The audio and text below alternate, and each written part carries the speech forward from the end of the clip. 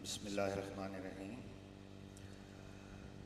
सल्लल्लाहु तआला अला हबीबिही मुहम्मदिन व आलिहि व सहबिही वसल्लम। नाज़रीन व हाज़रीन, अस्सलाम वालेकुम। आज का मौजू मुख्तसर वक्त में और मौके की मुनासबत से हुज़ूर पाक सल्लल्लाहु अलैहि वसल्लम की से हमारा दावा निस्बत और उसकी अहलियत पे थोड़ी सी हम बात करेंगे। जब हम कलमा पढ़ते हैं तो एक तरह से हम ये हुज़ूर से अपनी निस्बत तय करते हैं और इसके नतीजे में हमारे अंदर निस्बत और सिफ़ात मुंतकिल होती है। हमें बहुत सारी जब सीरत में आप चीज़ें देखेंगे तो कोई भी वाक़या, कोई भी इवेंट ऐसा नहीं है जिसमें हमारे लिए कोई मैसेज ना हो, कोई मकसद ना हो, उसका कोई पैगाम ना हो, उसको गौर से पढ़ना पड़ता है।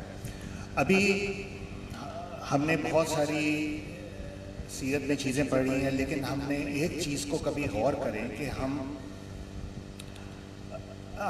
जो अल्लाह ताला कुरान में कहते हैं कि मैं हर एक को आजमाऊंगा, और कोई भी शख्स, और उसके तरीके भी हैं, कोई चार पाँच वहाँ पर लिखे हैं कि भूख से, खौफ से, औलाद के जानमाल से और नुकसानात से।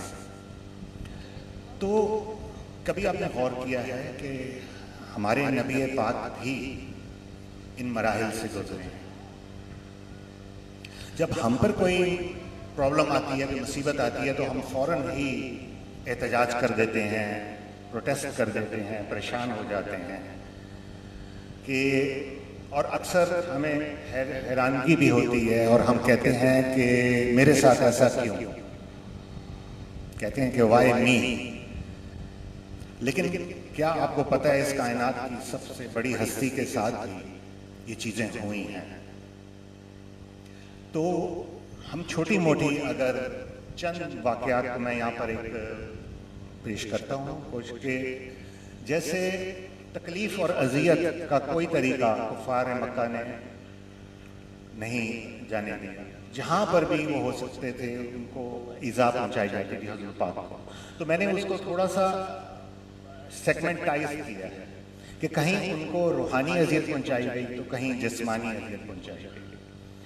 जैसे रूहानी अज़ियत में जब हज़रत अब्दुल्ला उनके साहबजादे से उनका इंतकाल हुआ तो अबू लहब जो था वो बहुत खुश हुआ और उसने कहा कि हुज़ूर पाक सर नस्ल बरीदा हो गए हैं, और ये बात उनको कही गई। तो जाहिर है कि एक तकलीफ़ दे, एक जहनी अज़ियत वाली बात है, एक रूहानी अज़ियत वाली बात है जो उसने पहुँचाने की कोशिश की। यहाँ पर जो मकसद है वो बात करने का, वहाँ पर मैं अगर आपको कोई एक छोटा सा वाक़या सुना रहा हूँ तो आप एक मिनट के लिए अपने अंदर भी झांक के ज़रूर देखें, क्या हम इस लेवल पे अगर हमारे साथ हो तो क्या हम में सकत है कि हम बर्दाश्त कर पाएंगे या हम क्लैप्स कर जाएंगे। तो बहरहाल इस वाक़े में जो रूहानी और जहनी अज़ियत का एक वाक़या है जिसमें उनकी औलाद से रिलेटेड बात की गई, तो उन्होंने उस पर कोई रिएक्शन नहीं दिया। इसी तरह अगर आगे चलें तो जिस्मानी अज़ियत की हमें बहुत सारी मिसालें मिल जाती हैं, जैसे कि ये उनकी उनकी बीवी जो अरवा थी अबू लहब की, वो अक्सर उनकी राह में कांटे बिछा देते थे, और अकबा जो था वो उनके साथ बुरे तरीके से गलत मुग़ज़लात किस्म की बातें हुज़ूर पाक को के सामने करता था। अब देखा जाए तो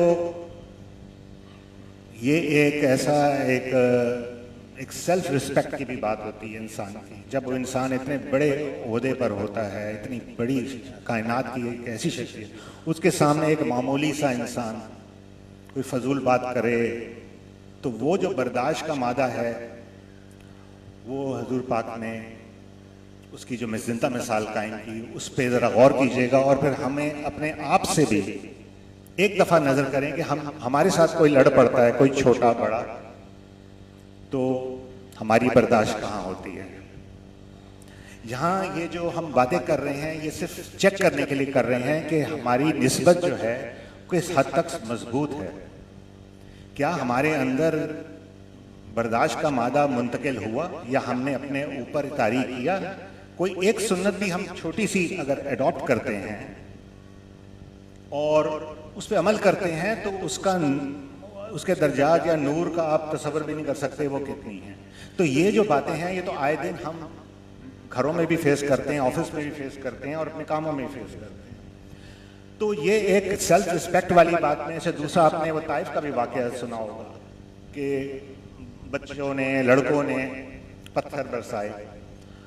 आप एक उम्र का तकाजा देखें और उन बच्चों की, उन लड़कों की बदतमीजी का अंदाजा करें कि उसके बावजूद कभी हजूर पाक ने अल्लाह ताला से कभी कहा होगा कि मेरे साथ ऐसा क्यों, मैं तो नबी हूं और ये जो सामने मेरे साथ कर रहे हैं इनकी हैसियत क्या है। और इसके नो डाउट कि अल्लाह ताला ने भी गुस्से का इजहार किया और कहा कि इस बस्ती को हम उल्टा देते हैं, लेकिन उन्होंने यही बात कही कि नहीं, इनकी आइंदा नस्लों से मुझे उम्मीद है कि इनमें कोई अल्लाह का इबादत करने वाला पैदा होगा।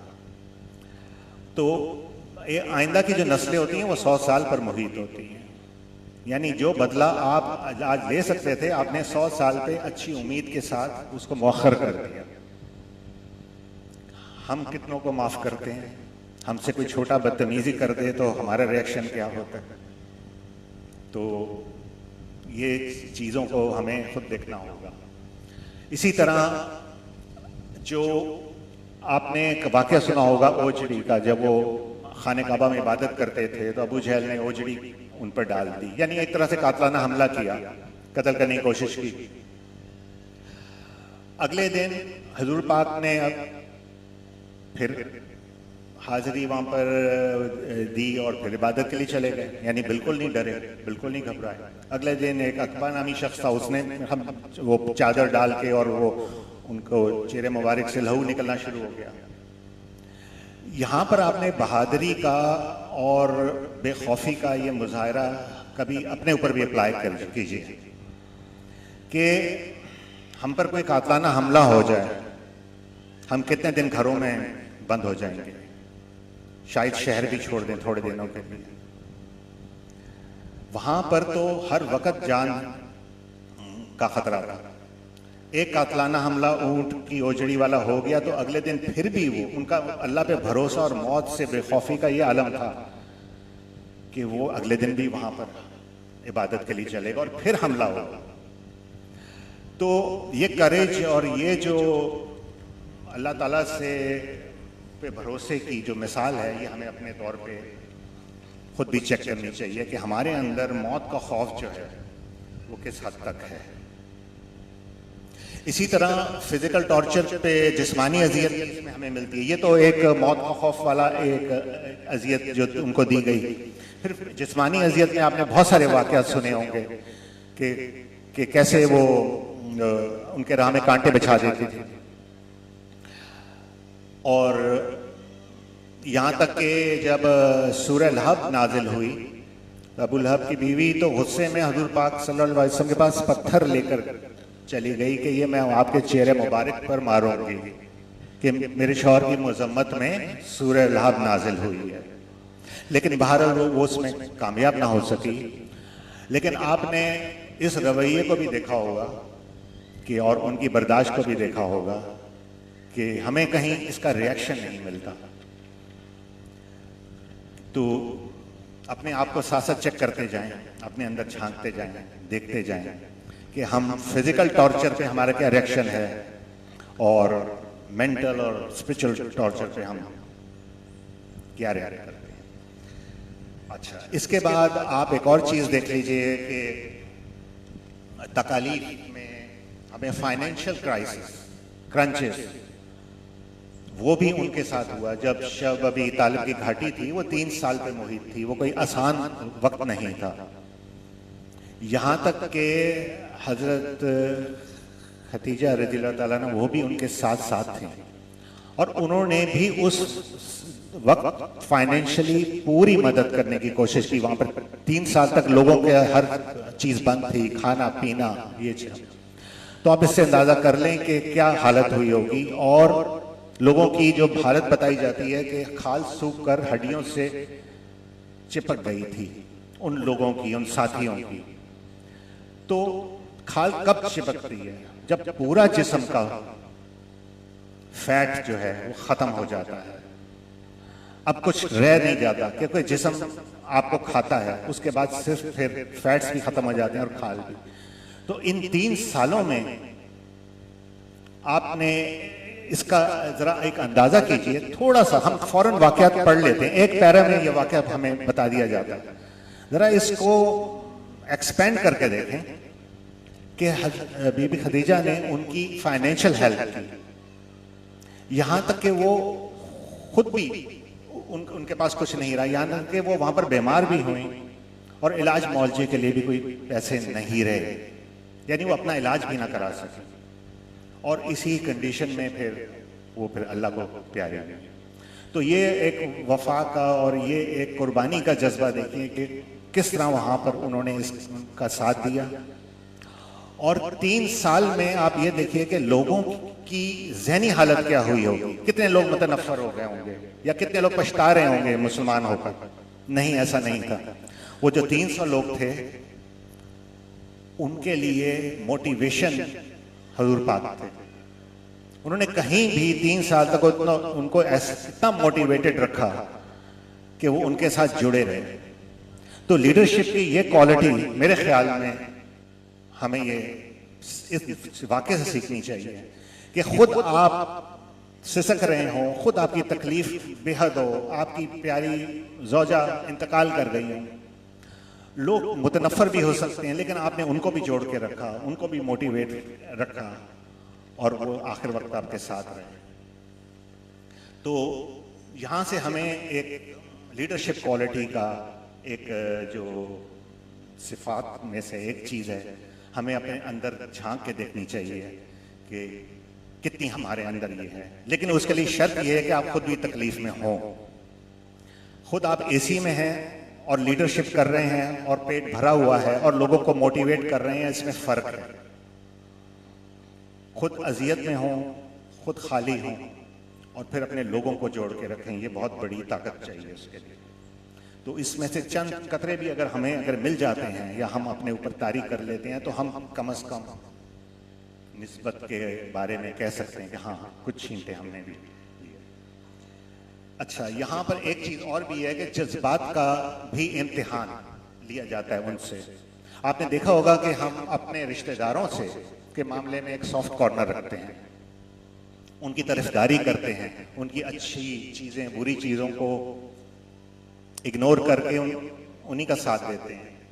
यहाँ पर एक जगह उनका जहाँ हुजूर पाक से इम्तिहान लिया गया, ये कह लें कि एक इमोशनल ब्लैकमेलिंग कहूँगा इसको, कि की गई कि आप हज़रत अबी तालिब और अब्दुल मुत्तलिब उनके बारे में पूछा गया कि क्या वो भी बख्श दिए जाएंगे। तो जिसके जवाब में सूरत तौबा की फिर आयत भी नाज़िल हुई कि जो ईमान नहीं लाए उनको अल्लाह ताला नहीं बख्शेगा। बहरहाल वो उन्होंने कोर्ट वहाँ पर की और साथ ये भी कहा कि ये मामला अल्लाह के हाथ में है। यानी वो जो सुनना चाहते थे कि शायद कोई तरफदारी करेंगे, वो भी उन्होंने नहीं। यहाँ पर हम खुद देख लें कि किसी की सिफारिश करनी हो अपनी औलाद के लिए, किसी के लिए, तो हम तमाम इस तरह की चीज़ों को साइड पे रख देते हैं और सिर्फ मकसद चाहते हैं कि हमें हासिल हो जाए। वो अच्छा काम है, बुरा काम है, जायज़ है, नाजायज़ है, इसमें हमारा ईमान जो है डगमगा जाता है। तो इस साबित कदमी को हमें अपने अंदर भी देखना चाहिए कि हक पर हक को हक ही कहना चाहिए और गलत को गलत ही कहना चाहिए, चाहे वो आपके अपने घर का कोई फर्क क्यों ना हो। तो ये चार चंद चीजें थी। उसके बाद आखिर में आपने सुना होगा कि सोशल बाइकआउट पर भी ये बातें हुई हैं, सोशल बाइकआउट कर दिया गया। ज़ाहिर है समाजी और ये माशरती जब बाइकआउट हो जाता है तो इंसान महदूद हो जाता है, वो कुछ भी नहीं कर सकता, वो अपने लिए इंसाफ तक के लिए वो अपना मुकदमा नहीं लड़ सकता। ये कंडीशन भी हजूर पाक सल्लल्लाहु अलैहि वसल्लम पर की गई। यानी इस बाइकआउट को मैं खुद कह लूँगा, आप अपने तौर पे देख लें कि आपसे कोई बातचीत बंद कर दे, आपका एक्सेस बंद कर दे हर जगह से, आप कितने दिन हाजिर दिमागी के साथ आगे बढ़ सकते हैं। तो ये मुख्तसर ये था, इस 10 मिनट में इतना ही हो सकता था। तो मैं इसको सिर्फ दोहराऊंगा कि पहली चीज़ जो थी वो रूहानी अजियत थी, वहाँ से हमने अपने लिए क्या हासिल किया ये देखिएगा। फिर मौत का खौफ यानी डेथ एंजाइटी या फियर ऑफ डेथ है, उसमें हमने क्या देखा, जिस्मानी अजियत जब उन्हें पहुंचाई गई तो ये फिजिकल टॉर्चर पे हम अपने आप को कहाँ देखते हैं। सेल्फ रिस्पेक्ट है, आपकी ग्रेस डिस्ट्रेस जिसको कहते हैं, कि वो हमें तो फौरन बुरा लगता है। आप सड़क पे जा रहे हैं, आपके पीछे कोई जोर से हॉर्न दे दे, आप पलट के बार बार देखेंगे कि मुझे क्यों दिया हॉर्न। वहां पर तो पत्थर तक मारे गए थे और दुआ दी गई थी। बहरहाल, और ये फाइनेंशियल डिस्ट्रेस था, फिर जज्बाती मैंने आपको बता दिया कि सेंटिमेंटल और सोशल बाइकआउट। तो इसके बाद भी अगर हम ये कहें कि क्या हम चंद इसमें से एक दो चीजें भी अगर हासिल कर लें, तो मेरे ख्याल में हम ये सुन्नत की चंद चीजों को भी अगर हासिल कर लें, इन्हीं चंद वाकयात में से, इन 7 चीजों की मैंने जो समरी की है, तो शायद हम अपनी निस्बत की लाज रख सकते हैं, शायद रख लें। और उसके बाद अगर हमारे ऊपर कोई मुसीबत आती है तो मेरे ख्याल में फिर हमें नहीं कहना चाहिए कि मेरे साथ ऐसा क्यों, वाई मी। हो सकता है अल्लाह ताला जवाब में कहे वाई नॉट यू। शुक्रिया, बहुत बहुत शुक्रिया।